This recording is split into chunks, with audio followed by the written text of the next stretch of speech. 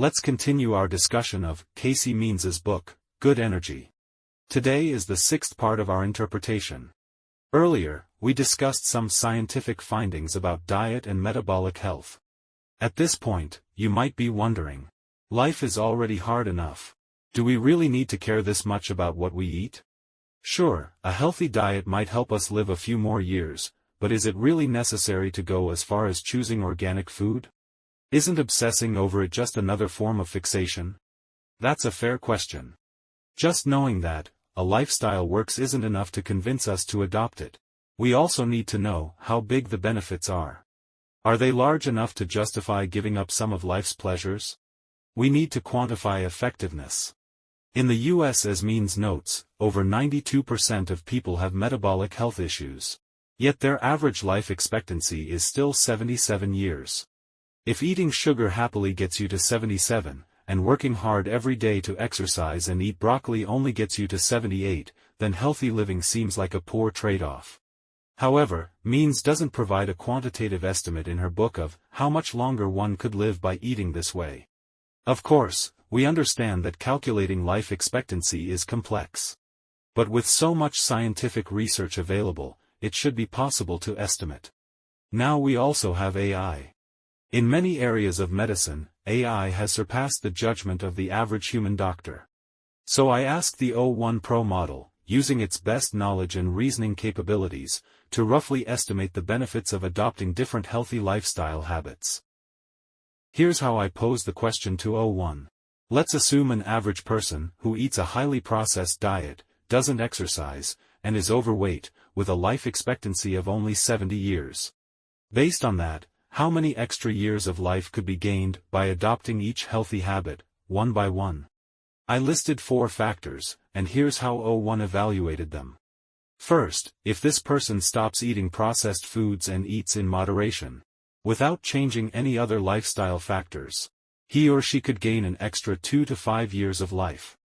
Second, if this person also adds 30 minutes of moderate exercise daily, life expectancy could increase by another 3 to 6 years.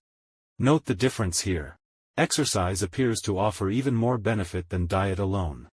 If you're going to do just one thing for your health, it should be exercise. But because maintaining an exercise routine is harder than controlling diet, I ranked it second.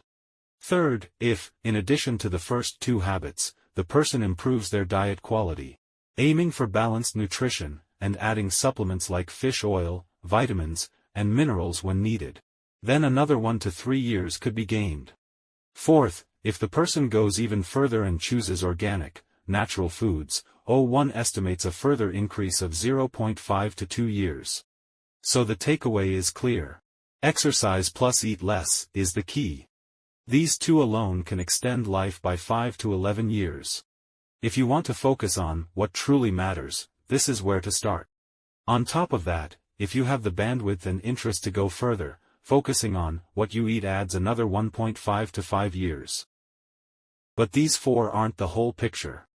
O1 added a friendly reminder that mental health, social support, sleep quality, and environmental pollution also play major roles. I asked it to estimate the impact of these as well. These factors interact with one another, so the benefits aren't strictly additive. But you can still get a sense of their relative importance. Mental health can add 1 to 4 years. A healthy mindset reduces chronic stress and inflammation, and helps maintain healthier habits, reducing risks like substance abuse. Social support, meaning close relationships, family and friends, and a strong social network, reduces loneliness and chronic stress. O1 estimates a benefit of 2 to 5 years. Sleep quality, worth 2 to 4 years.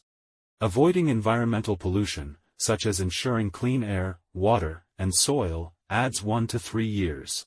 I personally think it may have underestimated the damage of serious pollution.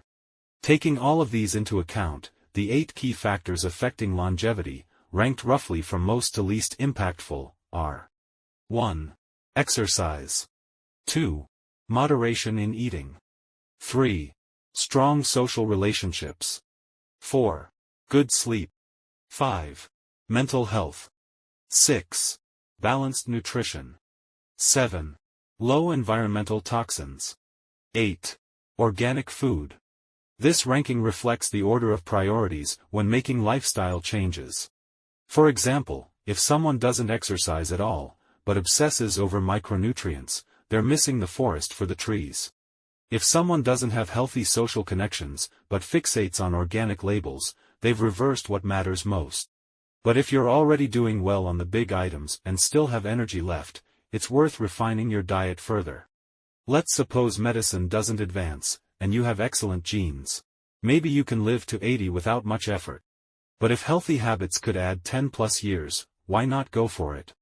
So in the coming chapters, we'll talk about sleep, exercise, and mental health. Let's start with sleep. The human body has a biological clock. Through millions of years of evolution, we've adapted to a 24-hour circadian rhythm, with 2 phases. Daylight, activity and feeding. Night, rest and fasting. In other words, we're meant to be active and eat during the day, and rest and avoid food at night. This rhythm is regulated primarily by melatonin, a hormone secreted by the brain. Melatonin promotes sleepiness and also affects insulin sensitivity and glucose tolerance. How does the brain know when to release melatonin? Mainly through light received by the eyes. Bright light signals daytime. Darkness signals night. Another signal is food intake. Eating tells the body that you're awake and active, while fasting signals rest. But modern life disrupts this cycle. We stay indoors all day without sunlight, and we use artificial light at night. We skip breakfast and eat late-night snacks. Our bodies get confused. They can't accurately determine what time of day it is.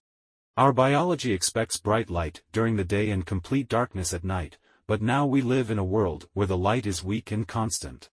Indoor lighting is nowhere near as intense as natural daylight. Even on cloudy days, outdoor light is 10 to 100 times stronger than typical indoor lighting. We've talked about this before. Rising nearsightedness in children is largely due to less time outdoors. But adults are also affected. Disrupted circadian rhythms and erratic melatonin release impair digestion, hunger perception, and metabolic health. The metabolism is highly sensitive to light. One study showed that an extra hour of light at night, or just 2 days without daylight, significantly increased insulin resistance. People with irregular light exposure are at greater risk of developing type 2 diabetes.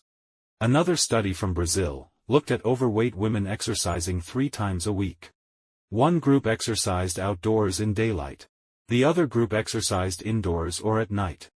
After 5 months, the outdoor group had significantly lower insulin resistance and body fat.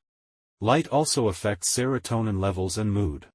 So when people say someone has a sunny personality, it's not just a metaphor. In short, you need sunlight. Let light help regulate your biological clock. Means recommends going outside for 10 minutes of sunlight as soon as you wake up. And then go to bed on time. Means believes adults need 7 to 8 hours of quality sleep per night. Less than 6.5 hours increases the risk of insulin resistance. She cites several sleep deprivation studies, mostly on mice. But the key takeaway is, sleep quality matters. Poor sleep has 3 main forms. 1. Too little sleep. Classic sleep deprivation, which leads to metabolic issues. 2. Interrupted or low-quality sleep. Frequent waking, daytime drowsiness, snoring, or even obstructive sleep apnea, OSA, which greatly raises the risk of heart disease, diabetes, obesity, dementia, and stroke. 3. Irregular sleep patterns. E.g. early to bed on weekdays, late to bed on weekends. Even with enough total hours, irregular sleep still harms metabolism. So, go to sleep at a regular time, sleep for 7 to 8 hours, and try not to wake up during the night. Means believes the 2 biggest root causes of obesity in the US are ultra-processed food and sleep deprivation. That gives you a sense of how important sleep is. Besides light and sleep, a third factor affecting your biological clock is meal timing. Means recommends eating only during daylight hours.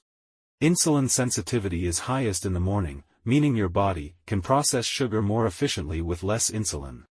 The same amount of sugar consumed at night requires more insulin and increases the risk of insulin resistance. So, if you enjoy carbs, eat them in the morning. Which aligns with traditional Chinese breakfasts of buns and fried dough.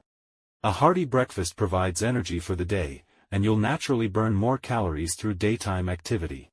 Since insulin doesn't work well at night, try not to eat after dark. Keep dinner early. Admittedly, that's hard for me. I'm a night owl. But I hope you can do it, because I trust the science. Means also offers some practical eating tips. If your meal includes vegetables, meat, and carbs, don't eat them all at once. Eat vegetables first, then protein, and carbs last. Eat slowly. Faster eating spikes blood sugar faster. Eat early in the day. A small handful of nuts before meals increases satiety and reduces carb intake. Adding vinegar to meals. Means recommends apple cider vinegar, but regular vinegar also works. Can reduce blood sugar spikes by 20 to 50%. The vinegar slows down carb digestion, increases glucose uptake by muscles, and slows gastric emptying. About 15 to 30 milliliters of vinegar before or during meals has this effect. So dipping dumplings in vinegar or eating bread with vinegar and olive oil, like Italians do, are actually great habits. A 15-minute walk after meals can lower blood sugar by 30%.